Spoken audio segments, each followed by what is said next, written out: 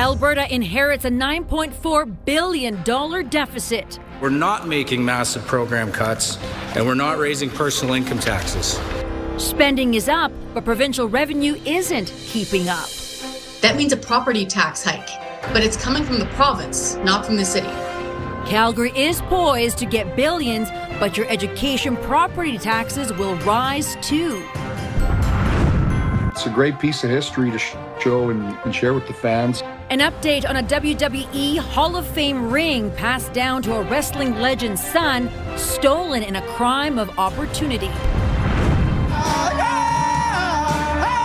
And the indie and Indigenous musical mashup playing out at a Calgary school. CTV Calgary, local breaking news with Camilla DiGiuseppe. Good evening. Alberta's 2026 budget comes with massive spending, but also an eye-popping deficit. UCP Finance Minister Nate Horner says they're spending where it matters, but revenue is not keeping up. Let's cut to the chase. If this budget is passed, Alberta will face a deficit of $9.4 billion this fiscal year. That's the reality in front of us. Albertans deserve to hear that first, not last. Not softened or buried under technical language. With this shift, it's clear this year will require tough choices. That $9.4 billion deficit is more than double last quarter's estimate. Spending is pegged at $81.9 billion, up from $75 billion. And Calgarians must brace for a median hike of $340 in the education portion of the property tax. The budget table today is titled Focused on What Matters. And to the province, that means big money going to healthcare and education. It also means Alberta is facing a $100 billion debt. And as Jordan Canagan reports, so far, there's no word on how the province will fix that. I recognize that this is a tough pill to swallow. And it's a big pill, too. Alberta's deficit will reach nearly $10 billion this year and will only shrink to $6.9 billion by 2028-29. The province ignoring its own rules, prohibiting a deficit in 3 straight years. I would agree. I'd say we're breaking the spirit of the rule right now. Technically, we're not breaking the rule till the 3rd consecutive deficit actually shows up in that year's annual report. Bitumen royalties have cratered, projected to be $9.6 billion this year, about half of what it was in 2024-25. The budget is built off of the price of West Texas Intermediate hovering around $60 per barrel for the year. But for each dollar that price drops, Alberta's budget will take a $680 million hit. Never has an Alberta government spent so much money and delivered so little results for Albertans. After 7 years of UCP government, life is demonstrably more difficult for Albertans in almost every aspect of our lives. The government is on track to spend more than $82 billion this year. Education budget is up 7%. Healthcare will climb 6%. We're seeing crazy amounts of spending. Government spending is up year over year over 5%. Like, they have got to get this under control. Dozens of provincial fees will be hiked, from motor vehicle fees to public land rental rates to admission at provincial historical sites. There will also be a new vehicle rental fee, and the tourism levy will increase. What I expect we'll hear is that a portion of Albertans will be upset at the size of the deficit. Understandable. And I think you'll hear a portion of Albertans that'll say we haven't spent nearly enough. Jordan Cadigan, CTV News, Edmonton. The finance minister says it's a fiscal framework influenced by global volatility, from U.S. tariffs to Middle East instability. Horner says he doesn't have the mandate to introduce a provincial sales tax and that he doesn't plan to. Now, Calgary is set to receive more than $6 billion, and that money will go to transit, schools, healthcare, and infrastructure. But the province is also raising education property taxes, a move that will directly impact homeowners and businesses here in the city. Mark Villani has reaction. Calgary's mayor is speaking out, denouncing what he says is a taxpayer burden caused by years of provincial mismanagement. If Calgarians see a tax increase to the tune of upwards of 10% on their tax bills this year, we are going to be crystal clear in terms of accountability and who's responsible for that, because it's not us. The province is hiking education property taxes for the average Calgary homeowner, a $340 annual increase compared to last year. Edmonton homeowners will only pay $154 more. Haven't we already had enough increases? Some suggest Calgary's higher property assessments and larger funding needs are part of the tax spike, but argue more spending on Arts Commons and Contemporary Calgary's planetarium project are increasing costs. So here they are hiking property taxes on Calgary homeowners. They didn't even bother to scrap their ridiculous arts funding. We do see that supply hasn't quite met up with demand, and we do need housing to be built at record levels. On the capital side, the province is committing $1.1 billion over 3 years to expand the LRT and build a connector to Calgary's international airport. Deerfoot Trail is set to see a $266 million upgrade, and $808 million is earmarked to help the city manage growth. And so at this point, really looking to the provincial government to come up with a longer-term solution that allows us to have more stability, more predictability in terms of the services that can be delivered to Albertans. Education investments also include support for 45 ongoing school projects in Calgary, along with 14 new schools. Meanwhile, the University of Calgary will see $160 million for a multidisciplinary research hub. Finally, Calgary's healthcare share includes $319 million, split with Edmonton for compassionate intervention centers. But being able to keep taxes low through it all just got a lot more difficult. We've done our part, and we're calling on the provincial government to do their part too. Mark Villani, CTV News, Calgary. For full details on Calgary's share of the 2026 provincial budget, head to our CTV Calgary website. Danielle is in with our first look at the weather. If you've got the luxury of working from home on Friday, it might be a really good idea. Yeah, because if you can recall the last system where we had lots of snow, add a little more snow to that and keep those slippery road conditions, because all that melted today is going to freeze out there tonight. We're looking at ice underneath the snow, significant snowfall with the heaviest, most intense snow slated for the morning hours. So yes, if you can keep off the roads tomorrow, it would be a day to do that. All right, in the morning with the wind chill, it will feel like -11. Temperatures will drop throughout the day, so by the afternoon, that wind chill will be closer to -20. How much snow? 15 centimeters is likely in the city, and some localized areas could see more than that. We'll talk more about that in just a bit. Thank you, Danielle. And here's a look at the snow that started to fall this evening. The brief warm-up this week helped melt the snow from last Tuesday's blast. City crews will be out, but motorists are reminded to drive to the conditions. And Calgarians are responsible for clearing ice and snow from around their property within 24 hours of the end of a snowfall. Police confirm human remains discovered in a burnt-out vehicle southwest of Calgary earlier this month are those of a 24-year-old Calgary man. Investigators say the man's death is suspicious. On February 4th, firefighters responded to a grass fire near the Bar U historic site. Once they put the fire out, they found the vehicle with human remains inside. Now Mounties are appealing for any dash cam footage from the night of February 4th near the intersection of Highways 22 and 540 south of Longview. They're looking for a 2022 Dodge Ram pickup truck. A judge has finalized a multi-million-dollar settlement between the Calgary Board of Education and dozens of former students who say they were sexually assaulted by 2 teachers decades ago. In November, the CBE reached an agreement with members of the lawsuit, and today court approved payments to 55 former junior high students at John Ware School. They say they were abused by Michael Gregory and Fred Archer between 1988 and 2004. The school board earlier apologized for the harm experienced by the class members. It has been a long journey for Aaron McKenzie, who hopes the settlement brings peace to the students whose lives were forever changed. And I think people are starting to speak up more and starting to realize just how rampant child sexual abuse is and how unacceptable it is. So hopefully this is another page in the book of moving forward with it. Gregory died by suicide 5 days after he was charged in 2021. Archer was convicted of abusing boys at a different school that he previously worked at and goes on trial next month for allegations of abuse from 2 other boys. The Canadian wrestling elites are on a 16-day tour across Western Canada when their trailer was robbed in Lloydminster. The victims include the son of the late Davy Boy Smith of the British Bulldogs. His gear, championship belt, and his dad's Hall of Fame ring were all stolen. Tyson Fedor reports. Prominent British wrestler Davy Boy Smith, better known as the British Bulldog, was inducted into the WWE Hall of Fame posthumously in 2020. With his induction came a Hall of Fame ring.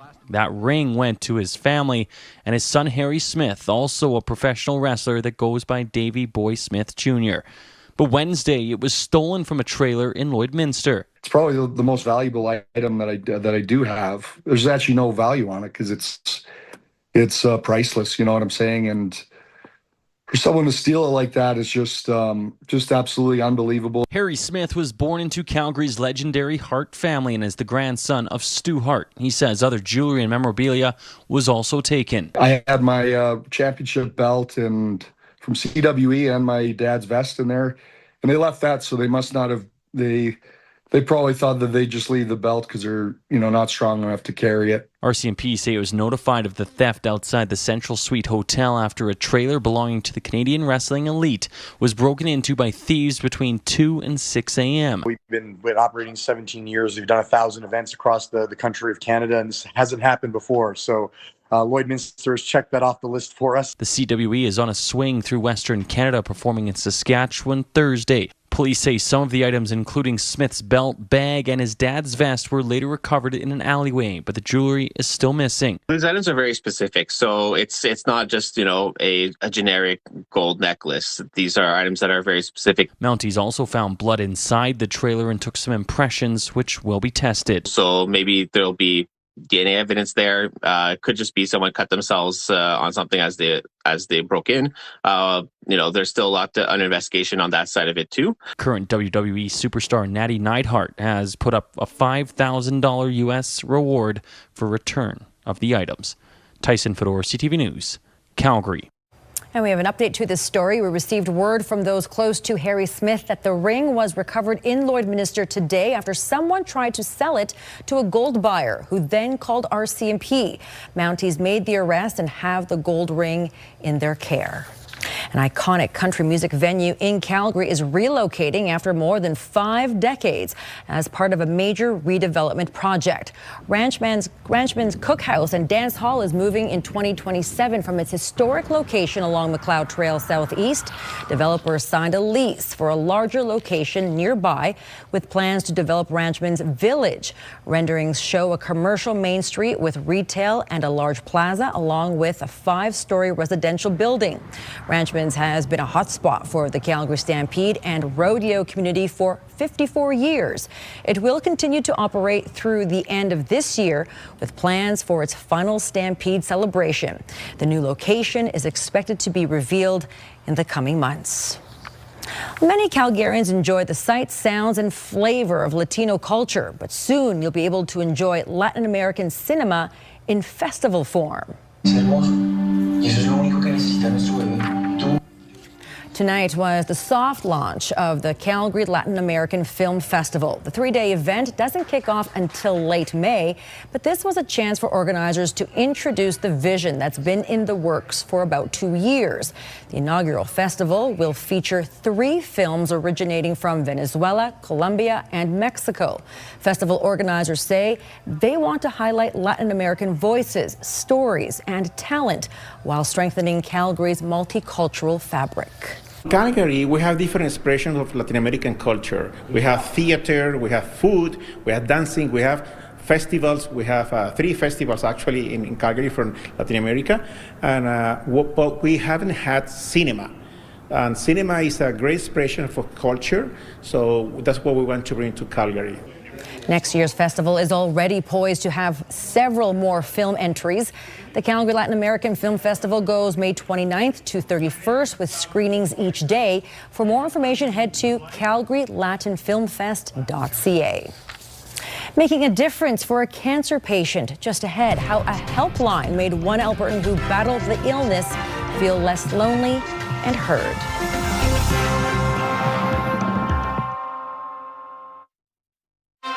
You're watching CTV News, Calgary. Staff, supporters, and clients of the Disability Action Hall met for one last time to say goodbye to the program. They gathered at the Cat and Fiddle pub for a farewell. For the last 28 years, the Disability Action Hall has helped disabled Calgarians navigate the often complex world of living with a disability. Changes in government funding forced the organization to close its doors. Those changes were announced last year, and the agency has operated on emergency funding since then. But Friday will be its last day, and members of the disabled community say it will be badly missed. It's devastating, not just to us, but to the community. Our community partners understand what we contribute to the city of Calgary and to the province of Alberta, and at the national level, what we've done. So we've had a long, strong legacy of being very effective and impactful. A spokesperson for the province says the government is focusing on funding organizations which directly allocate resources to disabled Albertans and their families. Patients of Calgary's Cancer Centre can no longer reach a doctor on the phone about medical concerns on evenings, weekends, and holidays. While guidance from medical professionals is key, a young Alberta cancer survivor says a community helpline can offer support in other ways. Alicia Fieldberg reports. Caitlin Oracasa was 20 years old when she was diagnosed with an aggressive type of blood cancer. She kept it quite private for a while, but became overwhelmed and in search of hope. A lot of treatments, like every 3 weeks, I had to do chemo. And for 3 years, it felt like the end of the world. She eventually called the Cancer Information Helpline. I was just very lonely and I didn't want to burden anyone in my life. And they were there. They know exactly how to talk to you and what to say to you. The helpline is free and provides compassionate support and practical advice. We try to think of things that you might need right now, but more importantly, give you some pointers and tips on what you might be looking for in the future as well. In 2025, the team received nearly 26,000 calls and inquiries, but only 5% came from Alberta. We have seen a shift that they are able to sort of Google something or AI something, if you will. Sometimes having that human touch can also really help understand a little bit further. It comes at a time the after-hours doctor line at Calgary's Cancer Centre has been removed. Patients are now directed to speak with nurses at HealthLink. The Cancer Information Helpline does not offer medical advice, but can connect people with supports, including financial assistance and transportation. Oracasa is now in remission and hopes sharing her experience helps others. Sometimes you need to let it out. And then it's easier to talk to people that understand. Alicia Fieldberg, CTV News, Calgary. Anyone can call the Cancer Information Helpline at 1-800-939-3333. People can also access support through email, online, or over the phone anonymously. Well, Danielle's up next with her Skywatch forecast, and we have lots of snow on the way. How much? She'll let us know.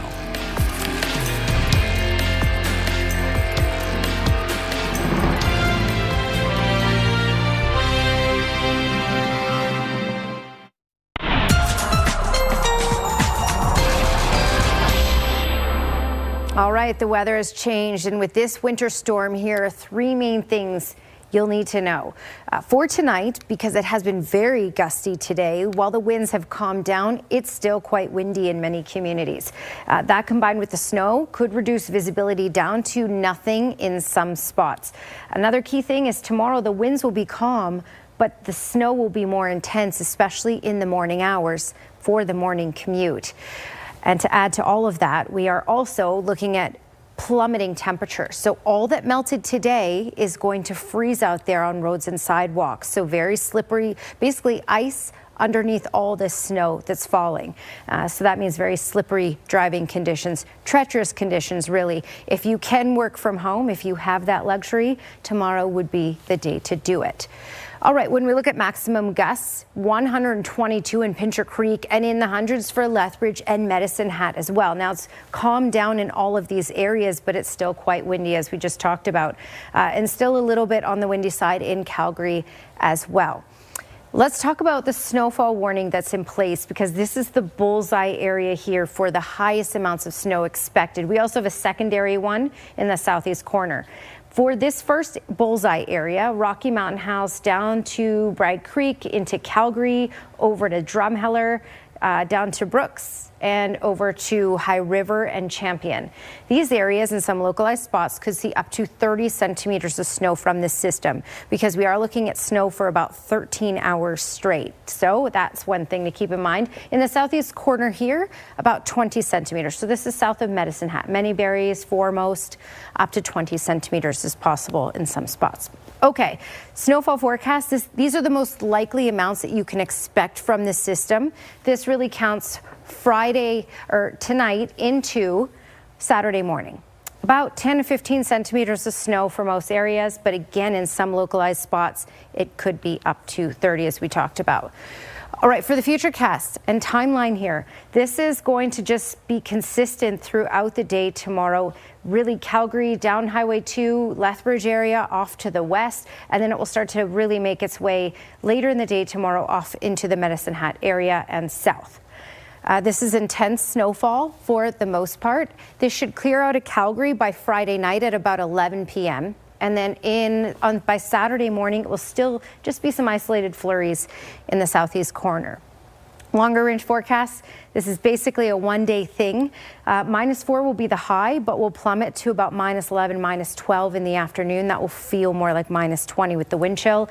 Again, 10 to 15 centimeters definitely likely, but in some small localized areas, we could see up to 30 centimeters. Then we clear out with regards to the snow on Saturday, but the temperature, the cold weather, will stick around. -8 is the high for Saturday, and then we get above freezing for Sunday. Thank you, Danielle. They are working in harmony ahead the unique cultural partnership between a local band and an Indigenous group.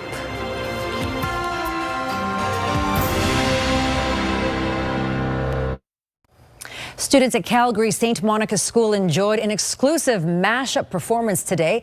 The unique experience was meant to be entertaining and educational. Jacqueline Wilson reports.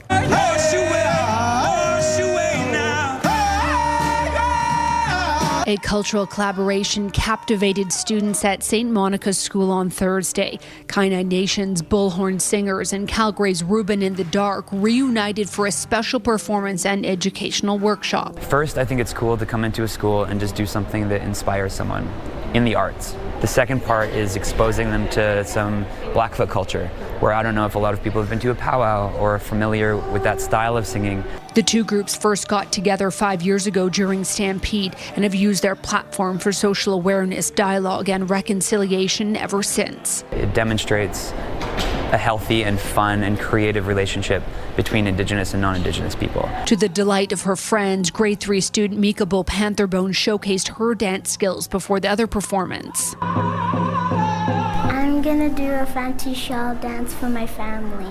I think they learn about my culture and about dancing. The day was no small task to arrange for teacher Bonnie Blazetti, who's a fan of the band. I hope that students take away the power of music, the power of identity, of storytelling, of culture. Jacqueline Wilson, CTV News, Calgary.